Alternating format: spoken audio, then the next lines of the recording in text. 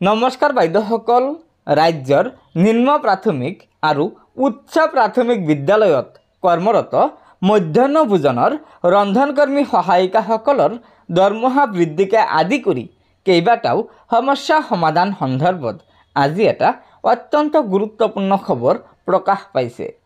হয়, সদৌ অসম মধ্যাহ্ন ভোজন কৰ্মচাৰী ইউনিয়নে আজিৰ এই বেনাৰখন প্ৰকাশ কৰিছে। এই বেনাৰখনৰ প্ৰথমতে আছে চৰকাৰ পিতা, প্ৰলোভন অথবা ভয় ভাবুকি নহয়, ৰন্ধনকৰ্মীৰ ন্যায়সংগত দাবী পূৰণ কৰক।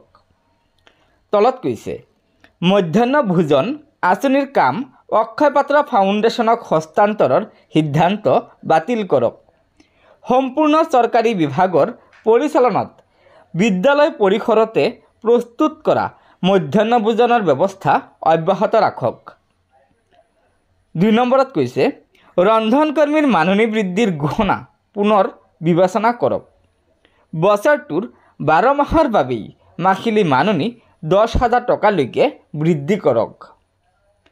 3 নম্বৰত কৈছে, কোনো কাৰণত কাম হেৰুওৱা ৰন্ধনকৰ্মীক 3 লাখ টকাৰ এককালীন সাহায্য প্ৰদান কৰক। সদৌ অসম মধ্যাহ্ন ভোজন কৰ্মচাৰী ইউনিয়ন। হয় বাইদেউসকল, আপোনালোকে নিশ্চয় জানে যে যোৱা 1 অক্টোবৰৰ পৰা কাৰ্যকৰী হোৱাকৈ অসম চৰকাৰে ৰাজ্যৰ মধ্যাহ্ন ভোজনৰ ৰন্ধনকৰ্মী সহায়িকাসকলৰ মাননি মাত্ৰ 500 টকা বৃদ্ধি কৰিছে। আৰু এই 500 টকা মাননি বৃদ্ধি কৰাক লৈ ৰন্ধন কৰ্মচাৰী ইউনিয়নে ক্ষোভ প্ৰকাশ কৰিছে আৰু চৰকাৰক বাৰম্বাৰ দাবী জনাইছে যে চৰকাৰে এই যি মাননি বৃদ্ধি কৰিছে এয়া পুনৰ সংশোধন কৰিব লাগে। অতি কমেও ৰন্ধনকৰ্মীসকলক মাহিলী 10,000 টকাৰ মাননি আৰু 12 মাহৰ বাবে এই মাননি দিব লাগে বুলি দাবী জনাইছে।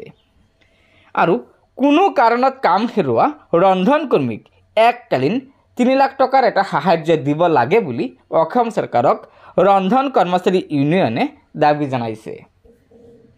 গতিকে বাইদেউসকল, এয়াই আছিল সদৌ অসম মধ্যাহ্ন ভোজন কৰ্মচাৰী ইউনিয়নে আজিৰ দিয়া গুৰুত্বপূৰ্ণ খবৰ। গতিকে লগৰ বান্ধৱীসকলক এই ভিডিঅ'টো শ্বেয়াৰ কৰি আজিৰ এই গুৰুত্বপূৰ্ণ খবৰটো জনাই দিব আৰু নতুনকৈ অহা ছাৰ বাইদেউসকলে অনুগ্ৰহ কৰি আমাৰ এই চেনেলটো ছাবস্ক্ৰাইব কৰি ল'ব। ধন্যবাদ। জয় আই অসম।